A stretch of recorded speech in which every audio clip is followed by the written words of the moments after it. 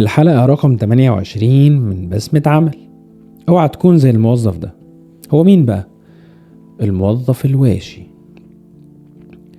في فرق كبير بين انك تبلغ عن حاجة غلط وبين انك تبقى واشي. واشي ده يعني بوقع ما بين الناس وبين الكلام.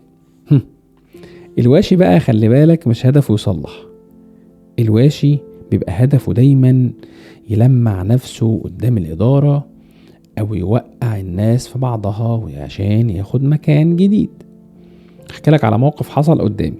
كان عندنا موظف شاطر جدا في شغله، لكن شاطر في حاجة تانية كمان مهمة، هي في الكلام اللي ورا الظهر. كل ما يحصل خطأ صغير من زميل، بدل ما يحله معاه يجري يبلغ الإدارة بأسلوب يكبر ويعظم ويضخم المشكلة. في الأول كنا فاكرينه بيحافظ على مصلحة الشركة، لكن مع الوقت بدأنا نكتشف إن الفريق بقى فيه خوف وعدم ثقة، والمشاكل الصغيرة بقت كوارث كبيرة بسبب طريقته. والناس بدأت تبص إن هي ما تغلطش أكتر ما تعمل شغل، وبدأوا يبصوا أكتر على يتجنبوا المشاكل بدل ما يعملوا شغل.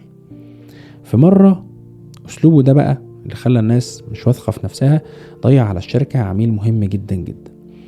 لأن بدل ما يصلح الغلط اللي هو البسيط اللي عمله موظف، بدأ يركز يجمع أدلة عشان يثبت إن زميله غلطان. ساعتها أخدت قرار بإنهاء عمله. والله مش انتقام خالص، لكن حماية لباقي الفريق، ويمكن عشان هو ياخد صدمة تغيره قبل ما يخسر أكتر. ورسالتي ليك النهاردة، لو شايف حاجة غلط صححها أو ساعد في حلها.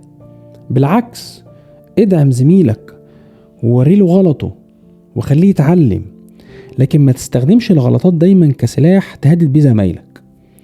التوصية الفعالة بقى ان احنا نشتغل عليها بالنهاردة: افصل بين النقد البناء والوشاية، ما بينهم خط بسيط. لو بلغت طبيعي بلغ الإدارة عشان ما يبقاش في مشاكل كتيرة، بس يكون هدفك، حتى لو بنتكلم عن النية والطريقة، يكون هدفها الإصلاح مش الإضرار. اعرف ان سمعتك بين زمايلك هي راس مالك، حافظ عليها. الثقة تبنى بسنين وتتهد في لحظة وشاية.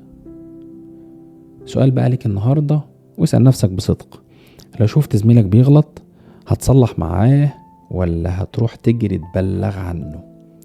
أشوفكم في حلقة جديدة من بسمة عمل.